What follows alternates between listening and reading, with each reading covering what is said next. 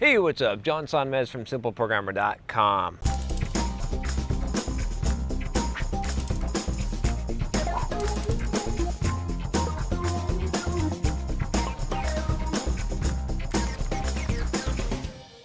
So I got this question about programming language popularity, and I thought I would talk about this, about, basically, does it matter what programming language you're using, for long term for your career? And so this email says, "Hi John, long-time viewer, first-time emailer. I'd like to start off by thanking you for all your work. You really taught me how to cut the crap out of my career and knuckle down." Good, that's what I'm all about, knuckling down, beating people down. Before I started following you, I tried to read a 900-page Java dictionary in an effort to get better at development. I won't be trying that again anytime soon. If you're wondering what he's talking about, I have this course on 10 steps to learn anything quickly, and in that course I talk about reading a book to cover to cover is not the best way to learn.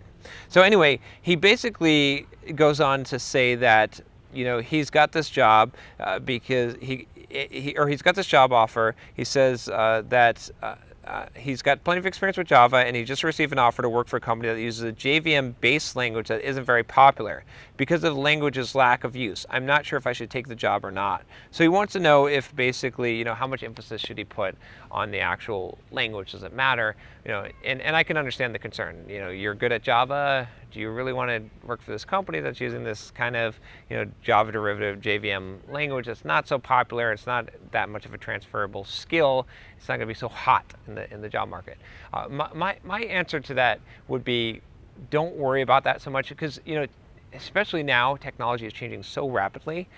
And the thing is, you obviously have gotten good at learning, and once you become good at learning, like I talked about in my 10 steps to learn anything quickly course, then what happens is that it doesn't matter anymore, right? Because if you gave me a new programming language tomorrow, I could learn it in a couple of weeks and be semi-proficient in like 3 months. So you could always tool up. Again, what I would worry about more is, what is the job, what is the environment, what is the pay, what is the opportunity, and what is the challenge for you. Focus on those things. And the technology doesn't matter so much, right? Especially if it's one that you're already somewhat familiar with. If you can do this job, you're going to grow. It's a chance for you to grow, to learn. When you're done with this job, or if you move on to somewhere else, you can always learn whatever the latest and hottest thing is.